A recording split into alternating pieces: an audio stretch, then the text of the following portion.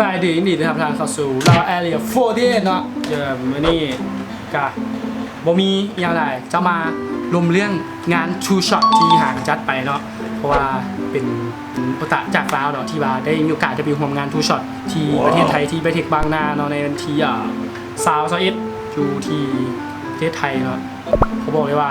เป็นอย่างที่โคตรมีความสุขเลยว่าเป็นคนที่ได้ไปส่วนคนที่บ่ได้ไป ที่บ่ได้ไปแต่ว่าถึงเจจะบ่ได้ไปแต่ห้องการสารฝันให้เจเนาะโดยการไปถ่ายกับวีให้นะถ่ายกับวีให้แล้วมันหุ้งขึ้นมานี่อันนี้แมนแอดแม็กเนาะนี่คือถ่ายกับวีต่อมาแอดได้ถ่ายกับวีเข้ามามั้งแอดเบิร์ดถ่ายกับวีวัชชาด้วยจะบอกเลยว่าทั้ง3บัตรนี่จะบุกเกิดขึ้นเลยถ้าโบมีเจแล้วเพราะว่าเจมันคนแบบเอาเฮ้ยไปทายให้เลยเขาก็ไปทายให้เลยเอาที่ว่าต้องขอบใจเจบัตรทูช็อตที่แพ้กับบีนะ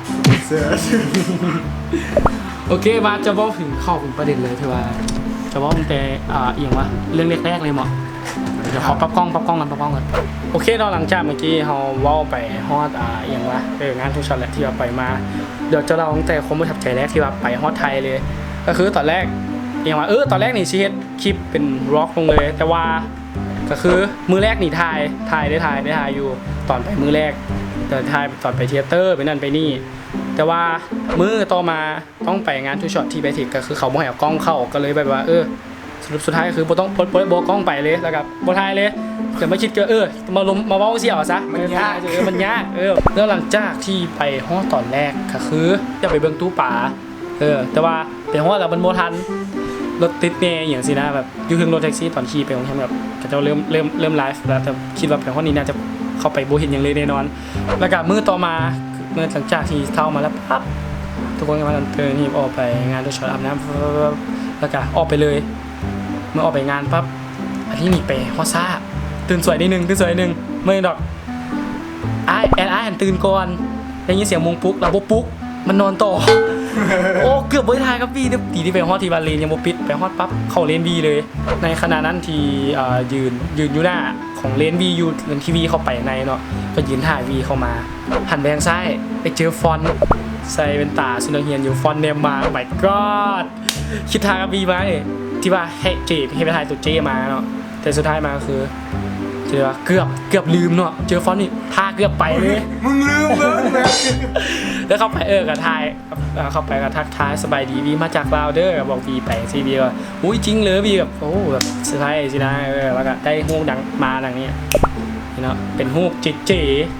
ทายกับวีเฮ้ยทายให้เจ๋สะดอกลง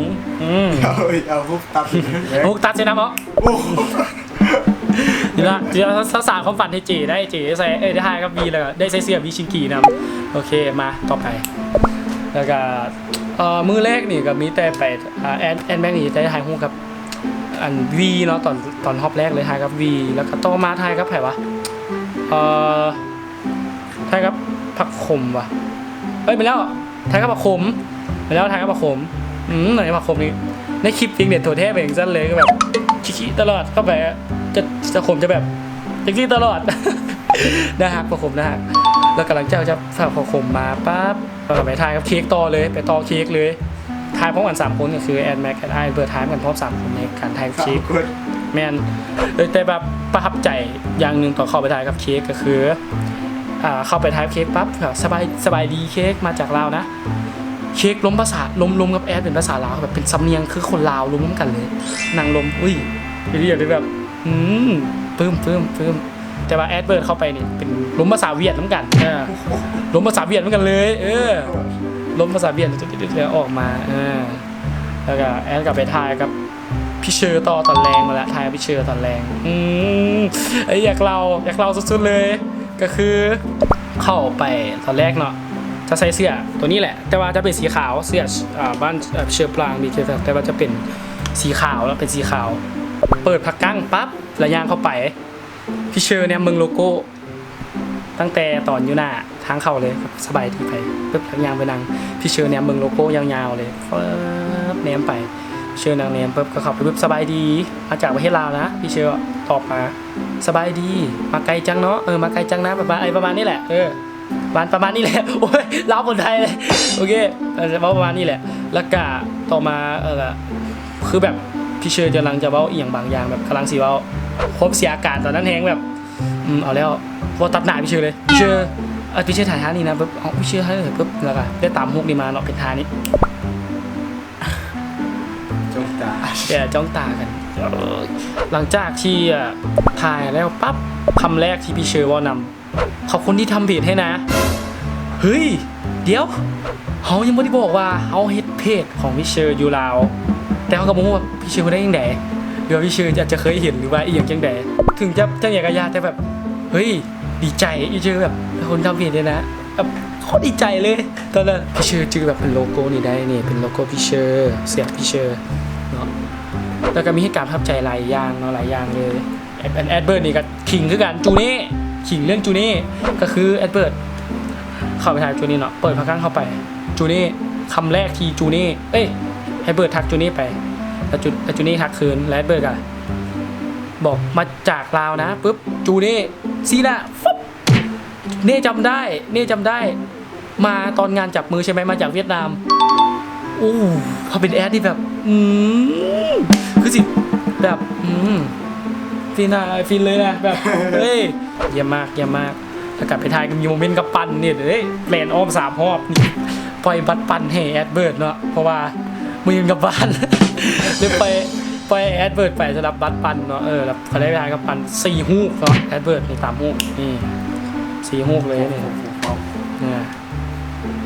ต่อมาถึงแอดไอเนาะแอดไอไปถ่ายกับโมบายไอ้ได้ตุ๊กแก่เขาเป็นตอนแรกโมบายภาษาญี่ปุ่นนำดิงงเลยงงเลยแต่ต่อมาไอ้ก็ไปถ่ายกับเค้กกันนี่แหละถ่ายกับเค้กแล้วกลับไปถ่ายกับไปนะถ่ายกับวีเนาะวีแล้วก็ถ่ายกับพี่เชอร์ตอนท้ายเนาะพี่เชอร์ตอนท้ายมันต้องมีเพลงของพี่เชอร์มันจะมีสตอรี่เนาะก็คือแอดเป็นคนไปถ่ายห้องที่2กับพี่เชอร์ขั้นเป็นของบ้านของพี่เชอร์จะเข้าไปถ่ายกับพี่เชอร์ห้องที่2เข้าไปปั๊บมือต่อมาเป็นวันอาทิตย์เนาะไปถ่ายกับพี่เชอร์กัน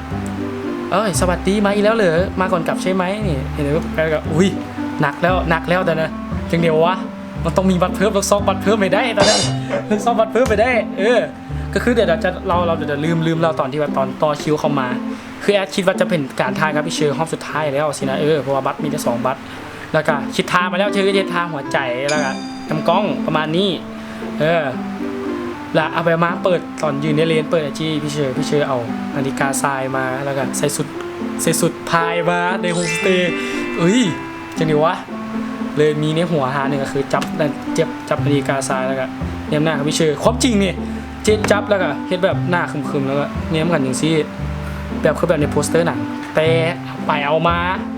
ครับเป็นว่าเสียการอย่างนักแพ้พี่เชอร์เลยเป็นตาแล้วก็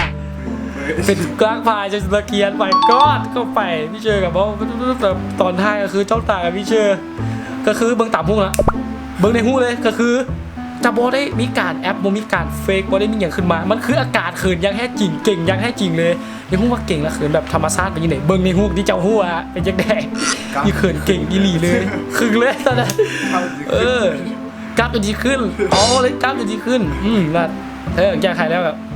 เพื่อต่อจากหายแล้วออกมาปรับเลยโพสเลยหาเทสบัตรมิวนิกบัตรปั่นตั้งแต่ต่อทางกับพี่เชอร์ฮอป9 โมงเช้าแล้วหาแต่เช้าจนฮอดแรงบ่มีหายปล่อยเลยตอนยืนแบบเฮ้ยยังไหนวะน้ำตาจนซึมอันนี้ความจริงเลยน้ำตาซึมอยู่หน้าเลนพี่เชอร์อย่าเข้าเวลาพี่เชอร์สินะแบบน้ำตาซึมเลยตอนนั้นมันจะจบพี่เชอร์มาแล้วล่ะเขาจะมาเราเรื่องของไผ่ต่อวะเรื่องไผ่ต่อดีวะของแอดเบิร์ดนี่กับเรื่องของปันเนี่ยเฮ้ยเช่อย่างแล้วให้กับผมส่งข้อเบียดแต่พวกเข้าใจไปอย่างเพจเราแอเรียจะเป็นเพจผักขมไปแล้วใน Facebook เนาะถ้าไปเพิ่งจะติดตามเพจเราแอเรียเฟอร์เดใน Facebook นี่เจ้าหู้เลยว่ามันจะกลายเป็นเพจผักขมไปแล้วคือว่าถือผักขมโต๊ะเกือบเบิดเลย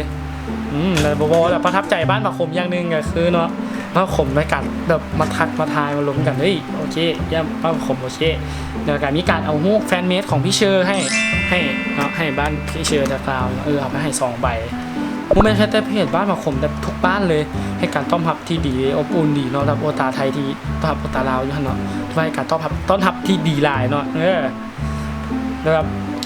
ตอนไปนี่รู้สึกว่าจะไปเจอพี่โอ๊ตปราโมชนำมางุ้ยมาเลยตอนนั้นเจอพี่โอ๊ตย่างกายอยู่เลยแล้วก็ถ่ายมันอยู่ในหนึ่งแต่บ่ได้ถ่ายรูปนำโลกล้าเข้าไปเจอพี่แฮกวงแคสนำ เห็นพี่แฮกยืนแบบโคตรคืมเลยแต่โบก้าเข้าไปถ่ายรูปอย่าเข้าไปลมอย่าเข้าไปอะไรรูปเดี๋ยวว่า โบก้าเข้าไปปันไหนแต่ว่าได้ถ่ายรูปนั้นมีพี่ปุ้ยฟีฟ้าฮาเกียนเนี่ยพี่ปุ้ยฟีฟ้าแล้วก็ครูเอะนี่ครูเอะกระทายนำนี่ครูเอะกระทายเจอครูเอะก็ทายบอกคุยมาจากลาวนะครูเอะเบียดมาไกลจังนี่เจอครูเอะนิดนึงเจอครูเอะดิอยากให้ครูเอะมาแบบเป็นซันคิวแบนด์ว่าไอดอลของแอนแม็กเป็นพี่แดนวอลเลย์นะถ้าซันคิวแบนด์มานี่เหมาทายกับพี่แดนนะทีนี้จะเจอพี่แดน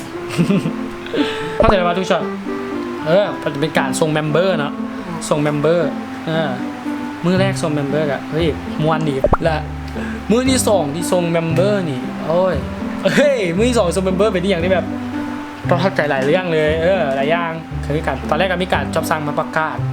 4 เรื่องเนาะกับเชื่อหู้มันจะมีการหู้ครับไม่ได้มีเรื่องอย่างแน่เนาะก็จะมีเรื่องแอปเรื่องซิงเกิลที่6เรื่องการโหวตเรื่องนั้นเรื่องนี้เนาะแล้วก็อันนี้จะบอกถึงตอนที่ส่งเมมเบอร์เนาะส่งเมมเบอร์เป็นอย่างที่แบบยิ้มโมฮุบเลยตอนนั้นแบบเจอทุกคนเลยได้เห็นทั้งเมมเบอร์เบิดทุกคนแต่ว่าก็คือนิวนี่กลับก่อนจะนิวโพสต์สตอรี่แบบมีธุระมีเวียกสินะก็เลยกลับก่อนแต่ว่านิวก็ได้เห็นมือแรกแล้วมือแรกแล้วมาทุกคนก็มาจะได้มาไม่ออนเนาะออนอยากมาปุ๊บซีมาที่เสื้อพี่เชอร์เสื้อสวยนี่อุ้ยตอนนั้นแบบเอาแล้วเสื้อพี่เชอร์ได้ไม่ออนเสื้อพี่เชอร์แต่พี่เชอร์แต่พี่ไม่ออนกับซีมาเนี่ยเสื้อสวยอันนี้อะไรแบบปานนี้แล้วก็เค้กได้เล่นกับเค้กน้ำเค้กกันสิแบบเค้กเลยเรียกเค้กเลยมาแบบประมาณนี้ก็แบบนั่นแหละก็ที่เค้กแหละเค้กกระเลนมาแล้วก็ชิมาทายพวกแบบเซลฟี่นำแล้วก็มีการบักโคมไว้เนาะตอนนั้นแบบบักโคมเลนมาโอ้ my god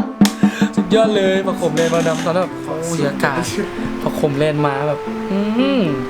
ผู้แบบตอนจากที่จบงานทูช็อตมาผสมกันเลยกลับมาจะสร้างเพจบักโคมใน Facebook บักโคมบ้านบักโคมอยู่แล้ว อันนี้เป็นความจริงเนาะอาจจะมีการเคลื่อนไหวนี้ติดตามถ้าในเพจเราเรียกโฟเทสเนาะพี่ประคมอาจจะเกิดขึ้นทาเบิงดีเนาะต้อนรับทุกอย่างดีเลยได้เข้าไปเจอเป็นประสบการณ์ครั้งแรกที่ได้ไปเจอเมมเบอร์แบบใกล้ๆแบบขนาดนี้ต้องบอกเลยว่าหลังจากที่ไปเข้าไปพบพี่เชอร์2 รอบเนาะแบบเชอร์รู้สึกว่าแบบมูจิเบ้าแบบมันเขินแล้วก็อันนี้แต่ว่ามันให้เรามีแห่งกระตุ้นมีให้กำลังใจขึ้นสินะได้เข้าไปลงเชยหนึ่งที่แกใช้ชีวิตต่อไปตะกาสักส่งเมมเบอร์ทุกคนแล้วก็มีการส่งเมษาคือตอนนั้นแบบน้ำตาซึมไปนิดนึงเพราะว่าใจหายเมษาเป็นงานสุดท้ายกับ BNK เลยในงานนั้นแบบเมษาทั้งที่ฮู้กันอยู่ว่าเมษาทั้งการจบการศึกษามาจาก BNK แล้วเนาะตอนนั้นแบบแต่เมษาก็ยังม่วนเนาะมาเล่นนำเรื่องนี้ที่ว่าก็ให้เมษาโชคดีกับทางที่เมษาเรียกเนาะสู้ๆเนาะจะติดตามเมษาต่อไปก็คือแต่ละคนในต่างแค่ติดตามแจนอย่างไรแล้วก็ถ้าเบิ่งพวกเขาจะไปอาจจะไปน่าจะไปงานจับมือของซิงที่มีว่าพอจอบสั่งมาประกาศแล้วว่าจะมีงานจับมือออกปีหน้าคือเดือน2เดือนกุมภาคือเสียงให้นึงแล้วตอนเดือนนึงเนาะอาจจะเป็นไปได้ที่จะไปตอนเดือน2มันจะมีเนาะสำหรับการเพราะอย่างว่ากันเรื่องงานทูช็อตที่โอตาลาวได้ไปสัมผัสในมุมมองของโอตาลาวเนาะที่ได้ไปสัมผัสถือว่าโอเคแบบประทับใจหลายอย่างเลยกัดเที่ยวไปแล้วประทับใจหลายอย่างเลยคืออยากจะไปอีกทะเลแต่ว่าช่วงนี้ต้องขอพักก่อน ไม่เป็นไรน่าจะเจอกันงานจับมือปีหน้านี้น่าใจน่าจะไปจะมีไวนิวพี่เชอร์ไปนำจับไวนิวพี่เชอร์ป้ายพี่เชอร์ไปนำนี่น่าจะเฮ็ดไปแล้วก็จะมีบ้านพี่เชอร์ไปอีกหลายคนบอนี่กับโบมั่นใจนะเพราะว่าตอนนี้กำลังล้มกันอยู่ว่าจะเหตุการณ์ รวมบ้านพี่เชอร์บ้านปั้นนี่ก็จะมีบรรยากาศเป็นลาวแอเรียเป็นกันเลยสินะจะเป็นลาวแอเรียเป็นกันเลยแล้วก็ใส่แบบพังเราตัวเองไปสิเลยสินะมีล้มกันไว้อยู่หลายอย่างเนาะเพื่อการทำให้มาคลิปนี้อย่าลืมกดไลค์กดแชร์กับพวกเราแล้วก็ลืมกด subscribe นะแล้วก็เข้าไปกด Facebook ไปกดไลค์หรือกด follow ที่ Facebook Fanpage ลาวแอเรีย4 น้ำเนาะแล้ววันนี้ก็ขอไปบายลาไปก่อนเนาะแต่ว่าขอบใจทุกคนเนาะเดี๋ยวต้องขอบใจโอตาไทยทุกคนที่ให้การต้อนรับอย่างดีเนาะแล้วก็ลืมขอบใจลุงที่อยู่ในโรงแรมที่เอาไปพักเราดีว่าใจดีนี่โคตรเลยใจดีเราต้องขอบใจเนาะลุงจะบ่จื้อซื้อลุงเนาะแต่ว่าถ้าไปพักบอลเก่าเลยนอนเนาะขอบใจลุงน้ำเนาะนี่ก็ลาไปก่อนเนาะบ๊ายบายจบไปรีวะบ๊ายบายแล้วบ๊ายบาย